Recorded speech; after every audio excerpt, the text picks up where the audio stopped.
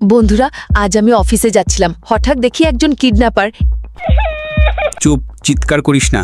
এই কিডন্যাপার দাঁড়া, আমার সামনে তুই এই মেয়েটাকে কিডন্যাপ করতে পারবি না। আরে ছাড়ো আমাকে, এটা তুমি কি করছো? সবাই তাড়াতাড়ি কিডন্যাপারের ভিডিওটা তুলে ফেলো। মিম্মা তুমি কোথায়? আমি চলে এসেছি। তুই কিডন্যাপার, ওঠ আর আমার সঙ্গে পুলিশ স্টেশনে চল। কি হলো ম্যাডাম? এই তো সেই লোক যে আপনার মেয়েকে কিডন্যাপ করতে যাচ্ছিল। না না, ইনি কিডন্যাপার না, তিনি তো আমাদের কোম্পানির বস। আমি ওনাকে বলেছিলাম কিছু সময়ের জন্য আমার মেয়েকে দেখে রাখতে। 2 মিনিটের মধ্যে আমার মান সম্মান সব মাটিতে মিশে গেল। সরি, আমাকে মাফ করুন, আসলে বুঝতে পারিনি।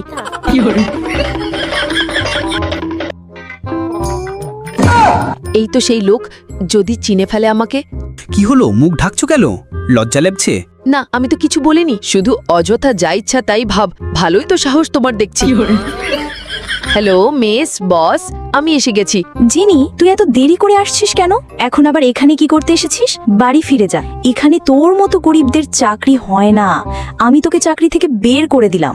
প্রিয়া, তুই আমার উপর সবসময় রাগ দেখাস কেন? আজ আমার প্রথম দেরি হলো, আর এত বড় শাস্তি আমি মেনে নেব না।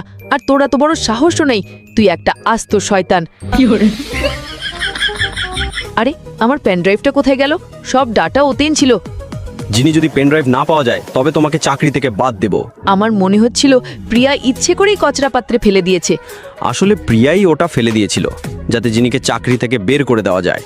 তারপরে বন্ধুরা, আমি সেই পেনড্রাইভটা খোঁজার অনেক চেষ্টা করি, কিন্তু পাই না। ছি ছি, তোর গা থেকে ময়লা গন্ধ বেরোচ্ছে, বের হয়ে যা। এখন তো এদের আসল রূপ দেখছি। জিনি, তুই একদমই এই ভিআইপি কোম্পানির জন্য যোগ্য না। এই কোম্পানি ভিআইপি লোকেদের জন্য, তোর মতো দুর্গন্ধওয়ালা গরিবদের জন্য নয়। ওরা আমাকে এতটাই অপমান করে, আমার চোখে পানি চলে আসে। প্রিন্স, আমি অনেক সহ্য করেছি, আর পারছি না। এদেরকে আমি দেখে নেব। হাই সালাম বস। কি হলো বস? আমরা জিনির সঙ্গে কিছুই ভুল করিনি। আমি সব জানি, তোমরা সবাই মিলে আমার জিনিকে কোম্পানি থেকে বের করে দিতে চেয়েছিলে, কিন্তু তা কখনো হতে দেব না। এই কোম্পানি আমার।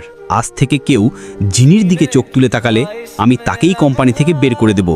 জিনি, দেখো, আমি এসেছি।